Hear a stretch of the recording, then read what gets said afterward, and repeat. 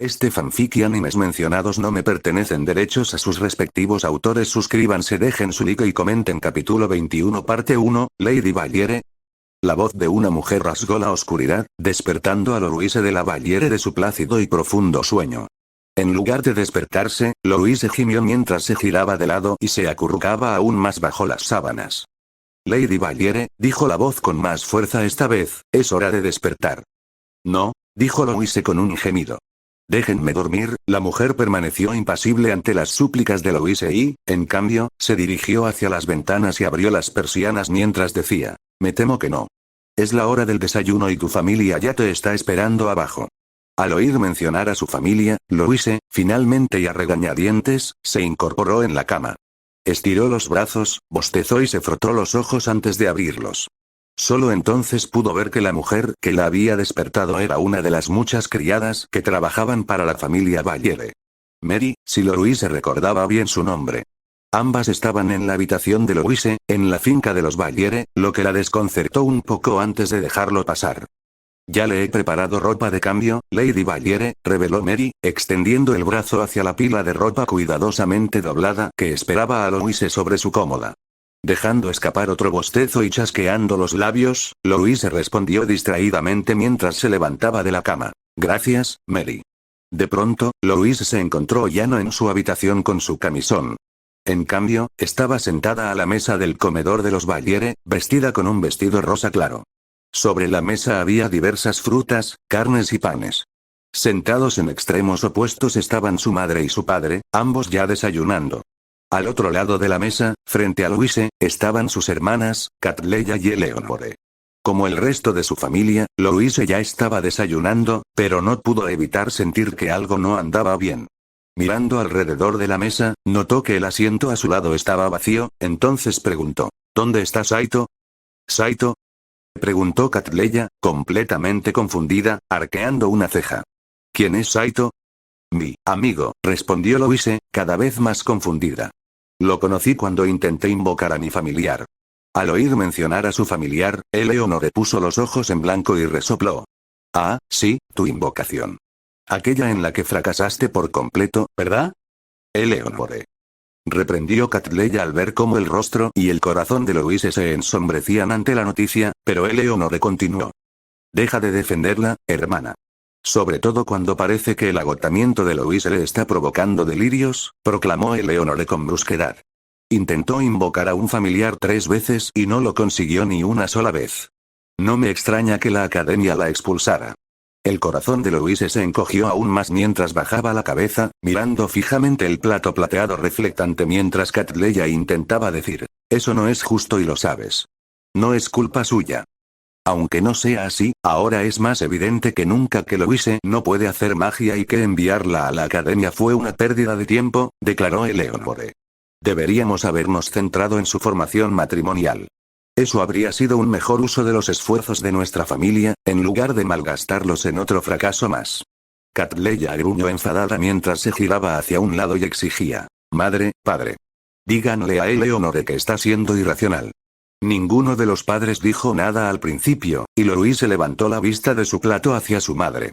Karin de la Valliere se limpiaba la boca con una servilleta, luego tragó saliva, miró fijamente a Louise y dijo, Eleonore tiene razón.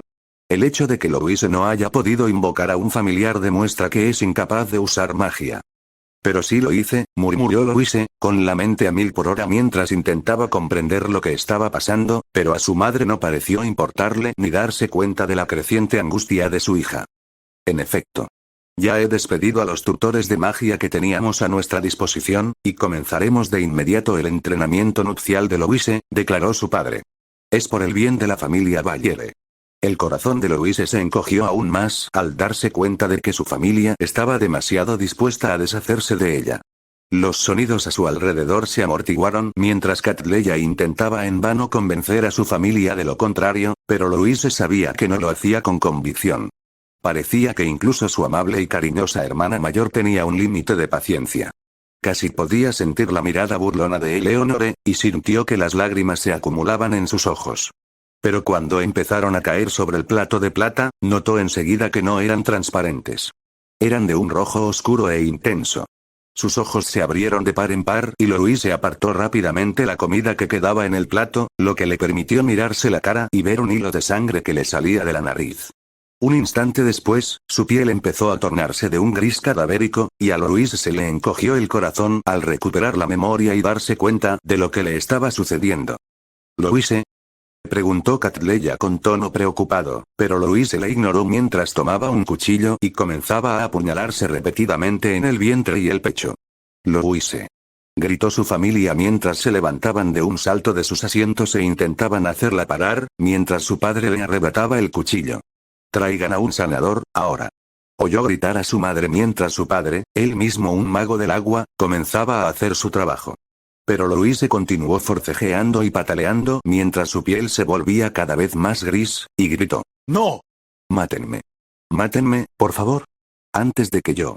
Las palabras se le atragantaron al toser un espeso coágulo de sangre que salpicó la cara de Eleonore.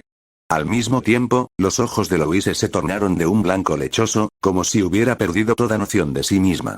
Con un gruñido animal, se zafó de sus padres y se abalanzó sobre Catleya, quien solo pudo emitir un chillido agudo cuando los dientes de su hermana menor se clavaron en su carne. «¡No!», gritó Louise a todo pulmón mientras se incorporaba de golpe. Su corazón latía con fuerza en su pecho. Se apretaba la mano derecha contra él mientras se sostenía con la izquierda. Su piel estaba completamente cubierta de un brillo sudoroso y sus pupilas tan dilatadas que todo se veía borroso. Tardó un instante en recuperar la vista y darse cuenta de su entorno, y Louise no se encontró en la finca Valliere, sino en una estrecha sala de descanso. Estaba tumbada en un sofá largo y bastante estrecho, con la ropa húmeda amontonada en un rincón, completamente desnuda. A su lado, en el sofá, estaba Saito, también semidesnudo, con el rostro contraído por lo que obviamente era una pesadilla. Sus recuerdos comenzaron a regresar, y Louise dejó escapar un suspiro mientras susurraba: «Solo fue un sueño. Más bien una pesadilla», pensó en silencio, pero Louise no le dio importancia y se incorporó en el sofá, sintiendo el frío suelo bajo sus pies descalzos. Era una sensación incómoda, pero la ignoró y se dedicó a repasar mentalmente su situación. Llevaban varios días huyendo por las calles de Raccoon City, intentando escapar tanto de las hordas de muertos vivientes como de los mercenarios de Umbrella que intentaban capturarla. Ahora se encontraban en la biblioteca pública de Raccoon City, donde esperaban encontrar una vía de escape. Una esperanza que se desvaneció en cuanto llegaron y descubrieron que todo el puesto de avanzada había sido invadido. Louise dejó escapar otro gemido mientras se pasaba los dedos por su cabello lacio y agachaba la cabeza. Tras un breve instante mirando el suelo de baldosas blancas, alzó la vista hacia la pared, donde vio un reloj analógico redondo. Cuando llegaron a la biblioteca, eran aproximadamente las 6 de la mañana. Ahora eran las 5 de la tarde. Habían dormido casi 12 horas. Después de todo lo que habían pasado en los últimos días, a Louise le sorprendía que no hubiera sido más tiempo. Su mirada se detuvo entonces en el montón de ropa que ella y Saito habían improvisado al llegar a la biblioteca. Estaba completamente empapada de agua de alcantarilla, y dormir con ella puesta habría sido asqueroso y perjudicial para su salud en más de un sentido. Lógicamente, deberían haber intentado al menos limpiarla antes de acostarse, pero los dos adolescentes estaban tan agotados que hacerlo habría sido imposible. Queriendo distraerse, y sabiendo que tenía que hacerlo, Louise se levantó silenciosamente del sofá y se dirigió al fregadero más cercano. La noche anterior había estado tan cansada que ni siquiera se había dado cuenta hasta ahora. Al abrir el cajón, encontró unas botellas de jabón para platos medio vacías. Por sí solas, no bastarían para lavar la ropa, pero con los productos que ya tenían a mano, debería funcionar. Las dejó sobre la encimera y luego fue a abrir el refrigerador, donde encontró unas botellas de agua. Con lo contaminada que estaba el agua, intentar usar el grifo arruinaría por completo el propósito de lavarlas. Tras colocar varias botellas de agua en la encimera junto al lavabo y el jabón, Louise empezó a buscar algo para secar la ropa. Los cables eléctricos que ella y Saito habían estado usando como guantes y grebas improvisados servirían como tendedero improvisado, pero secar la ropa al aire libre llevaría horas, como mínimo. Horas que prefería evitar. Por suerte, una rápida búsqueda en el baúl reveló un calefactor eléctrico. Dado que las luces seguían encendidas, eso significaba que el edificio, o al menos esta habitación, tenía electricidad, lo que le permitiría enchufar el calefactor a una toma de corriente cercana. Si bien no sería tan rápido como una secadora, reduciría considerablemente el tiempo de secado. Con el tendedero extendido entre el refrigerador y la pared opuesta, Louise comenzó a tomar la pila de ropa, sumergirla en agua embotellada y luego enjabonarla con jabón para platos. Una nube de burbujas empezó a crecer en el fregadero mientras Louise seguía trabajando, disminuyendo ocasionalmente a medida que dejaba escurrir el agua sucia antes de volver a llenarlo. Perdió la noción del tiempo mientras trabajaba distraídamente, agradecida por la tarea monótona y rutinaria. Tan absorta estaba en su trabajo que apenas notó cuando Saito se incorporó bruscamente del sofá con un grito, con la mano presionada contra el pecho desnudo y cubierto de un brillo de sudor, igual que ella. ¿Una pesadilla?, preguntó Louise con calma mientras seguía lavando un par de calcetines sucios. Saito permaneció en silencio al principio mientras recuperaba el aliento, luego asintió y respondió, sí. A mí también, le dijo Louise mientras escurría los calcetines, luego se acercó al tendedero y los extendió. De regreso al fregadero, continuó. Me desperté hace unos 10 minutos igual. Fue horrible.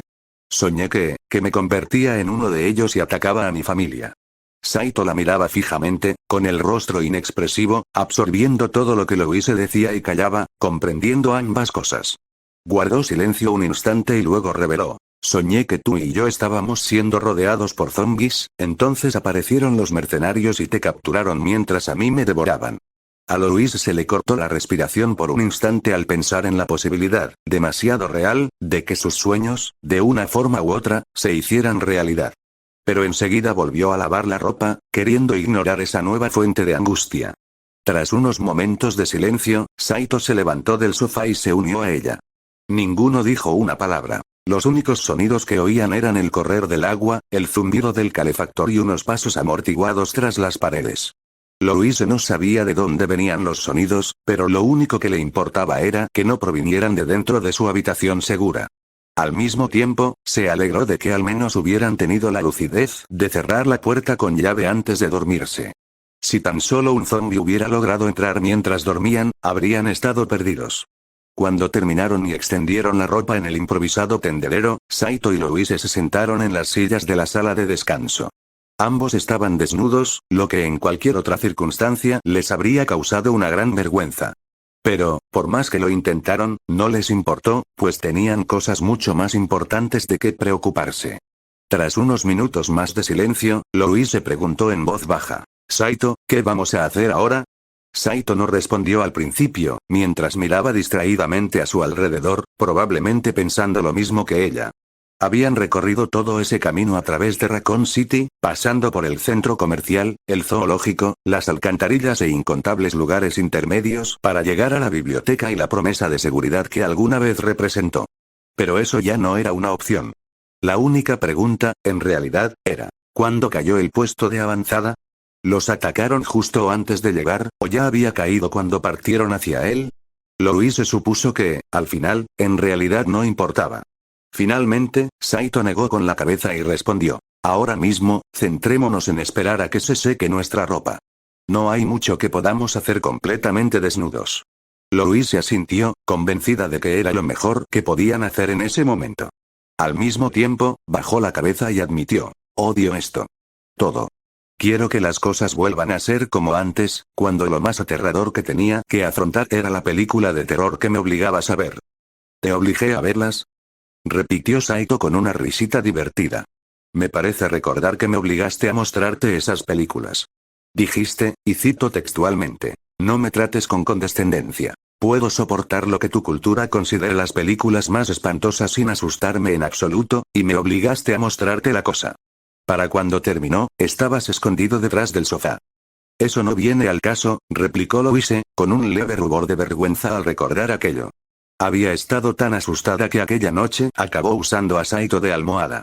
Pero luego negó con la cabeza y añadió, aún así, ¿sabes a qué me refiero? El rostro de Saito adoptó una expresión más seria, luego asintió en señal de comprensión y dijo, lo sé. Siento lo mismo. Después, los dos adolescentes guardaron silencio mientras esperaban a que su ropa terminara de secarse. Mientras esperaban, sacaron los sándwiches que les habían quedado tras haberlos conseguido durante su travesía por Raccoon City. Hacía tanto tiempo que no comían que prácticamente los devoraron. Una parte de Louise se preguntó si deberían haberlos racionado, pero también pensó que intentar luchar contra zombies o evitarlos estando medio muertos de hambre sería un problema igual de grave, o incluso mayor, que quedarse sin comida. Con suerte, podrían encontrar más pronto.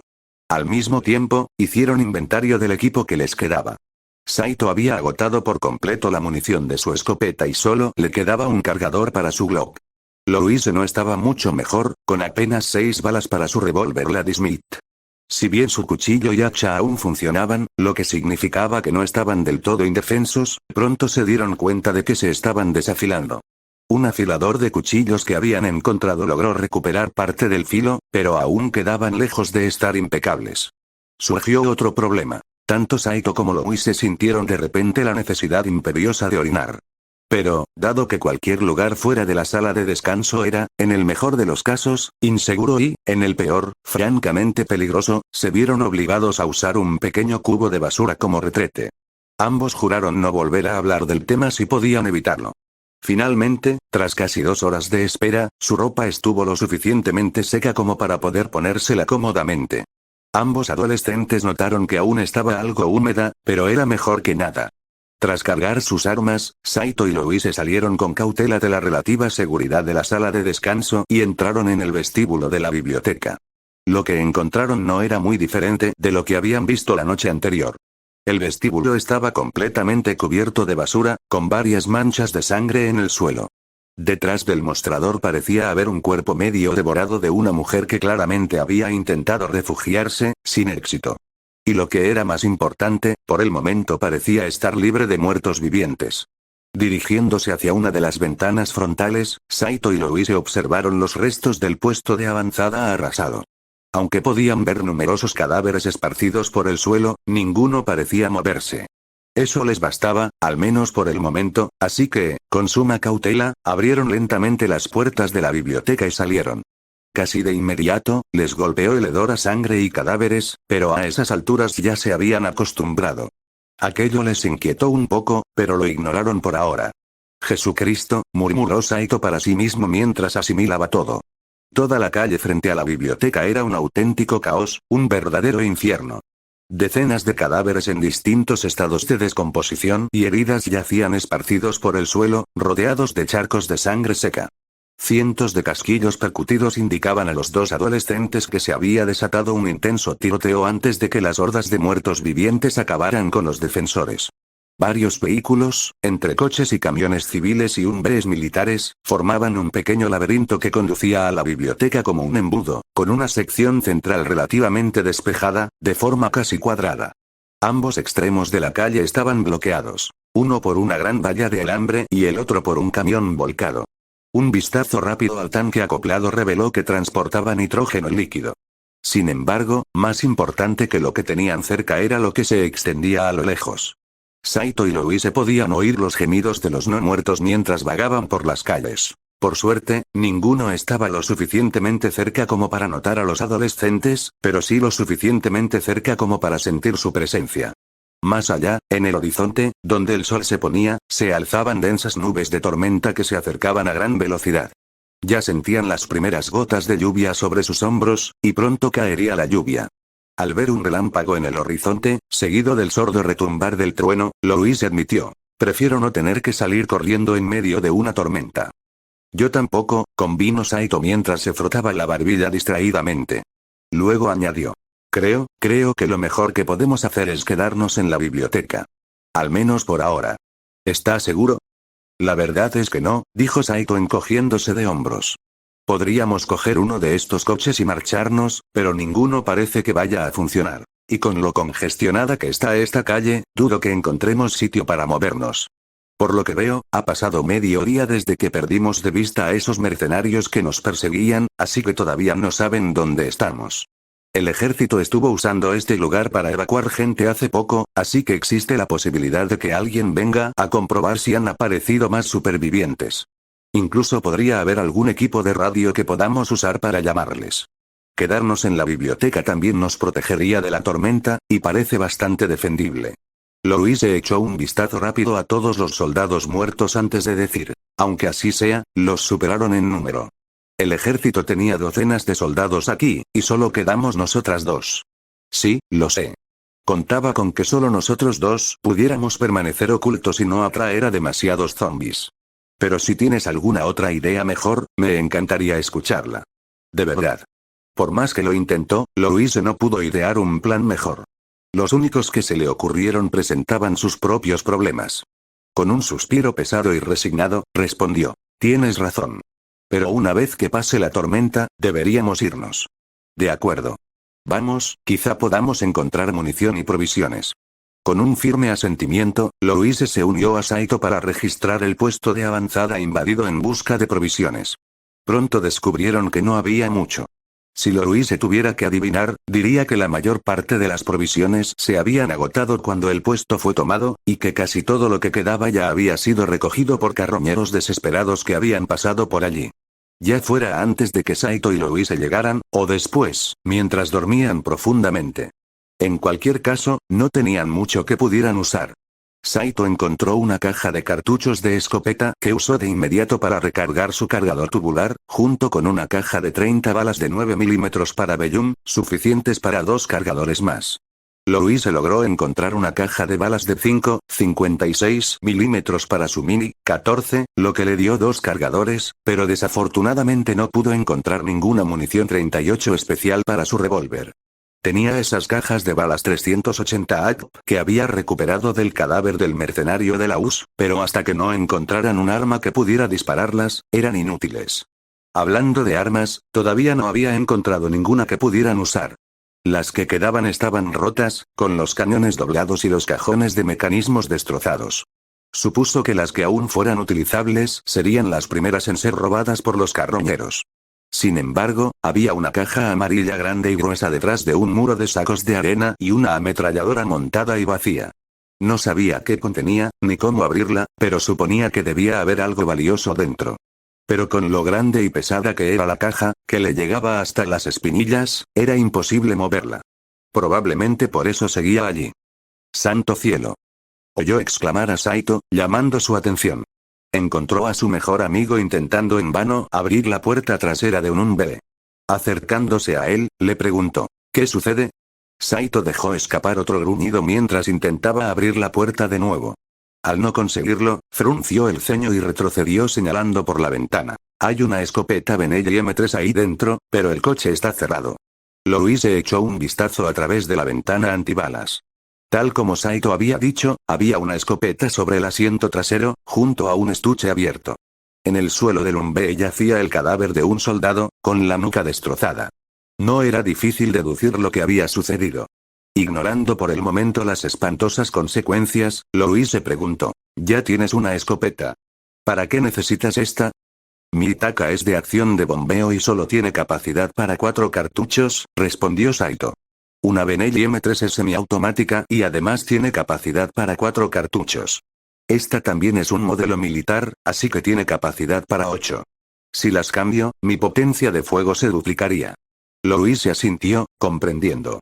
Pero dado que el Humvee estaba cerrado con llave y las ventanas eran antibalas, era imposible acceder a él pronto. Si tuviera su varita, tal vez podría abrir la puerta, pero sin ella era imposible. Pasaron unos minutos registrando los cuerpos de los soldados en busca de la llave, pero lamentablemente no encontraron nada. Estaban a punto de intentar algo más cuando otro relámpago y el estruendo de un trueno, esta vez mucho más cerca que antes, los interrumpieron. Con el viento y la lluvia arreciando, era obvio que la tormenta los alcanzaría en cuestión de minutos. Los dos adolescentes se miraron, se dieron la vuelta y corrieron de regreso a la biblioteca, cerrando la puerta con llave tras ellos. Una vez dentro de la biblioteca, Saito y Louise pasaron unos minutos barricando puertas y ventanas. El hecho de que no hubiera zombies afuera en ese momento no significaba que no llegarían más tarde. La barricada que terminaron de construir no era muy impresionante. Consistía principalmente en muebles volcados bloqueando la puerta. También usaron algunas cajas que rompieron para clavar tablones a las ventanas con el dorso del hacha de Louise a modo de martillo. En general, la barricada era tosca y probablemente caería ante una horda lo suficientemente grande. Pero, por ahora, serviría.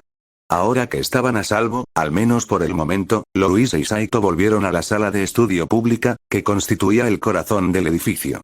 Al fondo de la sala había una gran estatua que representaba a uno de los primeros y más renombrados educadores de Ciudad Mapache, cuyo nombre Saito no se molestó en recordar. Sobre todo porque él y Louise estaban mucho más concentrados en los cuerpos que yacían esparcidos por el suelo. No eran muchos, y por suerte ninguno se movía, pero todos presentaban diversas mordeduras en el cuello, los brazos y el torso, además de pequeños agujeros en la frente. Parece que lo sacrificaron antes de que se transformaran, murmuró Louise mientras se arrodillaba junto a uno de ellos, un joven que aparentaba tener 20 años. No llevaba nada útil encima, al igual que los demás, pero Louise no pudo evitar preguntarse cuál sería su historia. ¡Qué suerte!, añadió Saito en voz baja mientras miraba por la ventana trasera, a la izquierda de la estatua. Solo alcanzaba a ver el repiqueteo de la lluvia contra el cristal. Su vista se extendía apenas hasta los bordes de las luces exteriores, que no llegaban a más de 1 metro en todas direcciones. Si entrecerraba los ojos, apenas distinguía el río y el bosque al fondo, pero no era mucho. Y lo que es más importante, podía ver formas errantes moviéndose a su alrededor. No necesitaba luz para saber qué eran. Saito suspiró, negó con la cabeza y apartó la mirada de la ventana. Su atención se centró de inmediato en uno de los cuerpos que yacía boca abajo en el suelo, rodeado de un charco de sangre seca. Frunciendo el ceño ligeramente, Saito se arrodilló y la giró con cuidado para poder verle el rostro. Le impactó la inquietante calma que transmitía su muerte. Su piel, de una palidez cadavérica, y sus ojos, abiertos de par en par, parecían perdidos en la nada. Pero, tras un instante, una triste comprensión lo asaltó. «¿La conocía?», susurró Saito, captando la atención de Louise. «¿Qué? ¿Hiciste eso?», preguntó Louise, y Saito asintió. «No muy bien, pero, sí», confirmó Saito. «Creo que se llamaba Susan». «Sí, Susan Fields. Era animadora en mi instituto. La oí decir que la habían aceptado en la primera universidad que eligió. Sonaba tan emocionada y presumía de que sería la primera de su familia en ir a la universidad». La breve sonrisa de Saito se desvaneció rápidamente y fue reemplazada por un ceño fruncido. Luego gruñó. «Pero ahora no tendrá la oportunidad. Maldito paraguas». El rostro de Louise permaneció inexpresivo mientras asimilaba la escena y veía a Saito levantarse furioso y alejarse dando un portazo.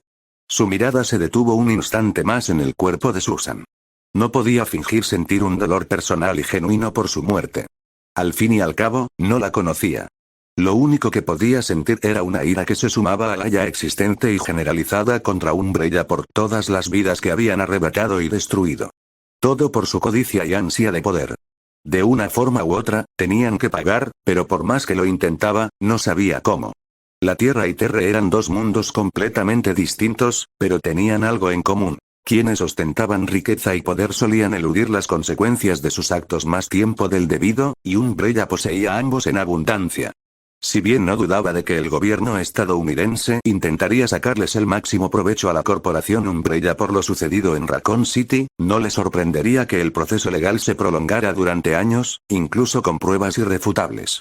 Una parte de ella lo consideraba cínico, pero el resto estaba demasiado cansado como para preocuparse. Unos instantes después, Saito regresó de la sala de descanso. En sus manos llevaba un trozo de papel enrollado, y cuando lo extendió sobre una mesa vacía, Louise lo reconoció como un mapa de la biblioteca. ¿Dónde encontraste esto?, preguntó Louise.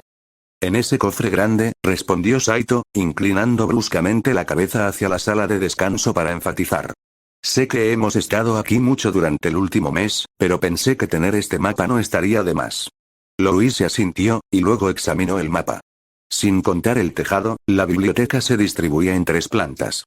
2 plantas eran de acceso público, y debajo se encontraba el sótano, accesible solo al personal. El edificio estaba dividido en un ala norte y otra sur. Ambas alas tenían una distribución prácticamente simétrica. A ambos lados de la sala de estudio pública había una biblioteca de 2 plantas con cientos de libros, periódicos y revistas. Más allá, se extendían pasillos que conducían a las escaleras, un cuarto de limpieza y un aseo. Se podía bajar del tejado al sótano por las escaleras. En la segunda planta estaban los despachos, un laboratorio de informática, salas de estudio privadas y taquillas individuales. Dentro de los despachos se encontraba el de la bibliotecaria jefe, pero ella no le prestaba mucha atención. Por último, en el sótano había 6 habitaciones de distintos tamaños, entre las que se incluían una sala de descanso, un almacén, una sala de calderas, un trastero y una sala de ordenadores para el personal que comunicaba con una sala de conferencias. Eso es mucho terreno que cubrir, apuntó Louise, y Saito asintió en señal de aprobación. Sí, pero creo que deberíamos registrarlo todo en busca de provisiones, respondió Saito. Vamos a estar aquí un buen rato. Mejor ser productivos. Un trueno proveniente del exterior confirmó las afirmaciones de Saito, y Louise suspiró a regañadientes. Al menos estaban secos, y Saito tenía razón. Que los carroñeros se hubieran llevado casi todo lo que había afuera no significaba que no hubiera nada adentro que pudieran robar. Si tenían suerte, incluso podrían encontrar la llave del umbe al que Saito había intentado entrar antes. Claro, a Louise no le entusiasmaba la idea de apartar la barricada para volver a salir bajo la lluvia a buscarla, pero ya se preocuparía de eso después. Asintiendo para sí misma, Louise se levantó de la mesa, seguida por Saito, quien enrolló el mapa y lo guardó en su mochila. Sacando sus pistolas, cargaron sus cartuchos y comenzaron a regresar a la recepción. No había cambiado desde la última vez que entraron, pero su atención se centró en las 2 puertas, una en cada ala. A primera vista, ninguna parecía ser más que una simple puerta de madera. Sin embargo, ambos adolescentes notaron que, en la puerta norte, había una luna plateada, mientras que la puerta sur tenía un sol dorado en su lugar. Murmuró Louise mientras se dirigía a la puerta lunar. Extendió la mano hacia el pomo, lo giró suavemente y descubrió que estaba desbloqueado, lo que le permitió abrirla. Sin embargo, detrás de ella oyó a Saito forcejear para hacer lo mismo. En un arrebato de frustración, intentó brevemente golpear con el hombro el marco de madera y derribarlo a la fuerza, pero seguía sin moverse. «Maldita sea, la puerta está cerrada», exclamó Saito mientras se frotaba el hombro, suspiraba y se pellizcaba la punta de la nariz.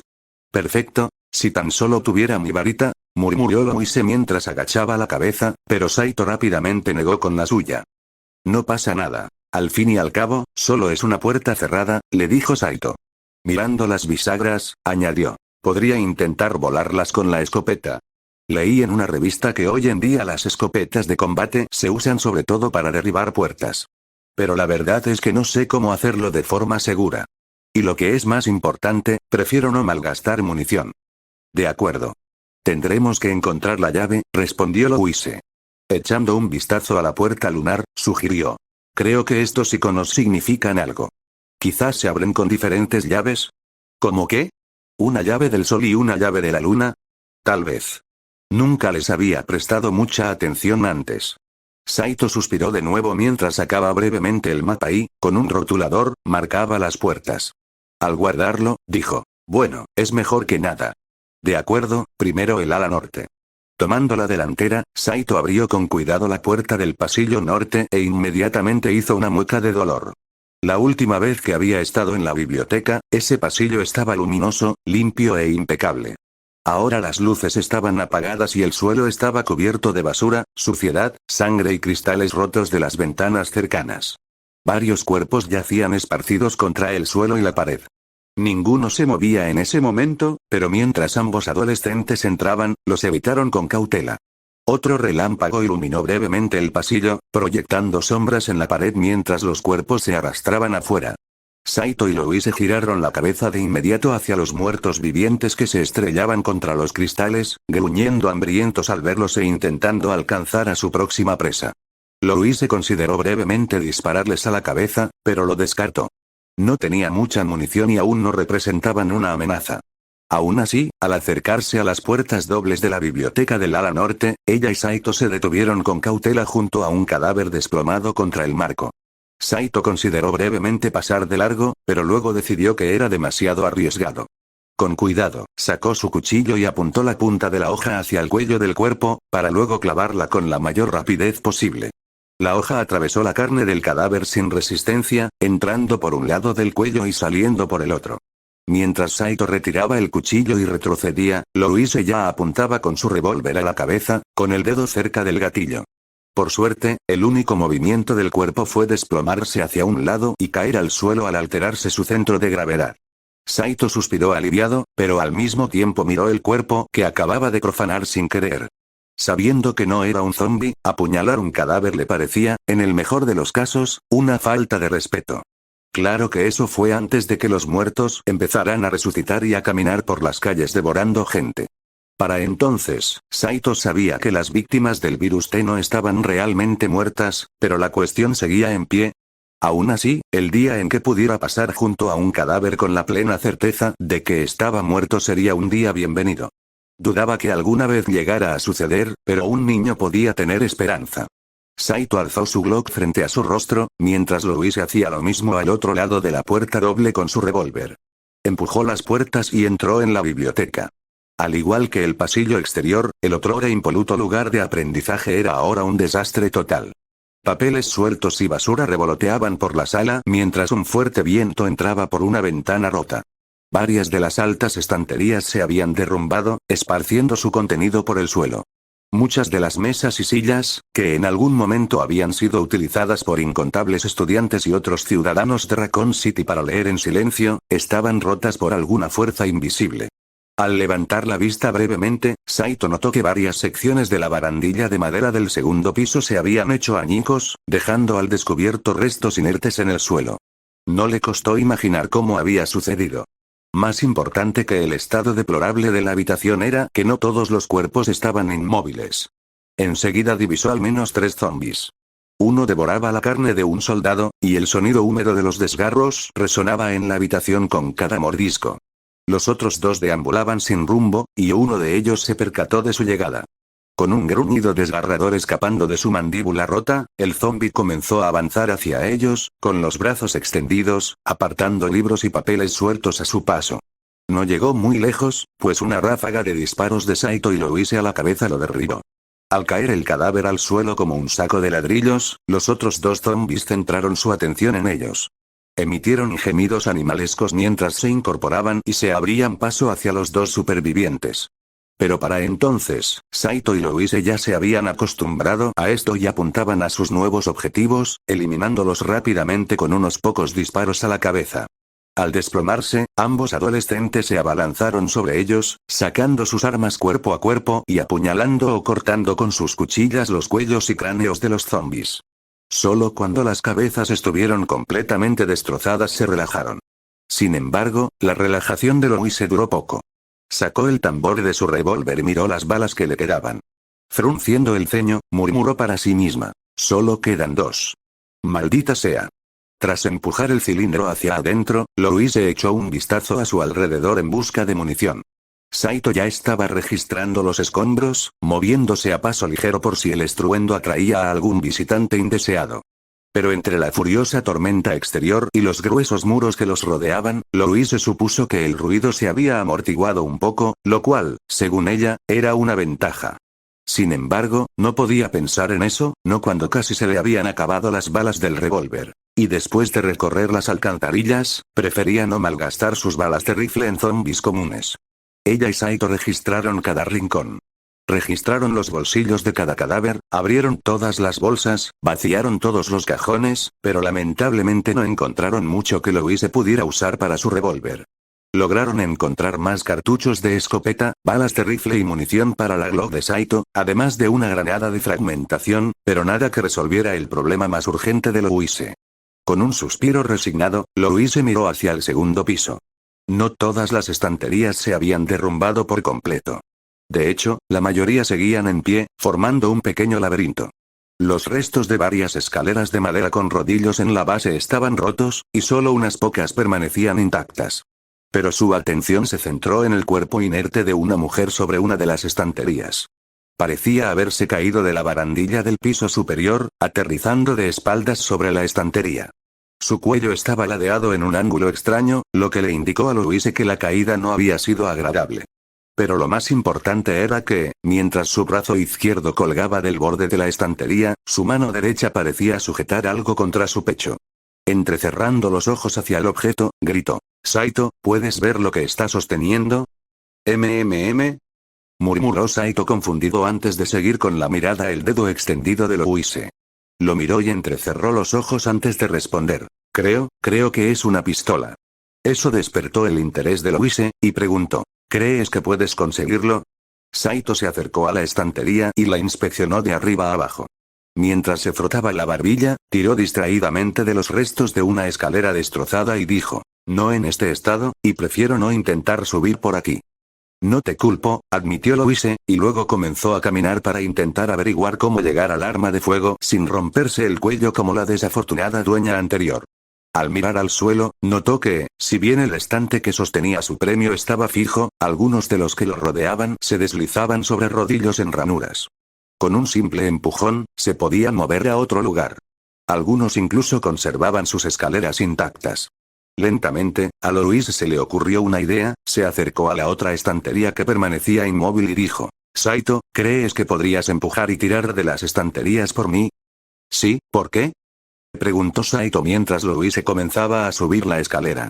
Voy a caminar por encima de estas y usarlas como puente para llegar a esa arma, reveló Louise. Saito asintió inmediatamente en señal de comprensión, luego se dirigió hacia el primero y dijo, tendrás que decirme cuáles debo mover y cuáles no. Entendido, respondió Louise, y luego se subió a la estantería. Con los brazos extendidos para mantener el equilibrio, Louise miró a su alrededor, hacia las estanterías cercanas, intentando decidir cuáles mover y cuáles dejar en su sitio. Le recordó al rompecabezas de la puerta, por llamarlo de alguna manera, que tuvieron que resolver en las alcantarillas. Por suerte, este parecía mucho más sencillo. Las estanterías solo podían moverse en dos direcciones, y no había tantas. Tras unos instantes para planificarlo, Louise señaló uno y le dijo a Saito, tira de ese hacia la derecha. Saito obedeció de inmediato, y una vez que terminó, Louise señaló a otro y continuó, empuja ese hacia la izquierda. Deja el tercero donde está. Durante los siguientes minutos, Saito y Louise intentaron resolver el rompecabezas. Louise daba las instrucciones y Saito hacía el trabajo pesado. En varias ocasiones, Louise creyó haberlo resuelto e intentó caminar por encima de las plataformas hasta su destino, pero se encontró con que los huecos le impedían avanzar. Aunque en teoría podía saltarlos, no tenía ninguna seguridad sobre sus pies. Un paso en falso y caería, con el riesgo de lastimarse. Esto los obligó a empezar de cero al menos 3 veces, lo que la frustró enormemente. Finalmente, tras una espera interminable, Saito logró colocar la última estantería en su sitio, despejando el camino para que Louise se acercara al cadáver que sostenía la pistola. Con cuidado de no perder el equilibrio, Louise caminó sobre la superficie plana hasta llegar a su destino. Arrodillándose, comenzó a separar con delicadeza los dedos que sujetaban la pistola, manteniendo el cañón apuntando en dirección opuesta a ella en todo momento. El proceso fue más lento de lo que hubiera deseado, pero lo último que quería era apretar el gatillo accidentalmente. Tras unos instantes, logró extraer el arma y comenzó a examinarla de inmediato. Al igual que la de Saito, era una pistola semiautomática, aunque con una empuñadura delgada y algo estrecha.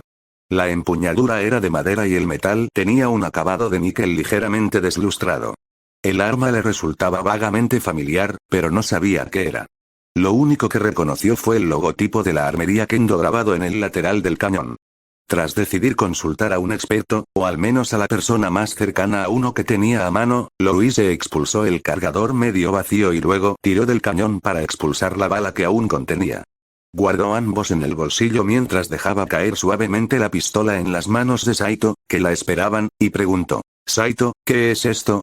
En cuanto Saito tuvo la pistola en sus manos, la examinó y soltó un resoplido mientras respondía. «Te lo juro por Dios, Louise, has tenido muchísima suerte. Es una Beretta 84 FSZ. ¿Y eso está bien?», preguntó Louise mientras empezaba a hurgar en los bolsillos de la mujer, sacando algunos cargadores vacíos y su funda. «¿Recuerdas todas esas balas del 380 que encontraste antes? Esta es de ese calibre», reveló Saito. «Y puede disparar 13 balas antes de recargar. Acabas de encontrar una pistola mejor». Los ojos de Louise se abrieron de par en par, luego sonrió aliviada mientras decía, «Gracias al fundador que los conservé». «Sí. Baja aquí y te ayudaré a cargar esos cargadores», le dijo Saito. Asintiendo con la cabeza, Louise regresó lentamente a su posición inicial y bajó por la escalera.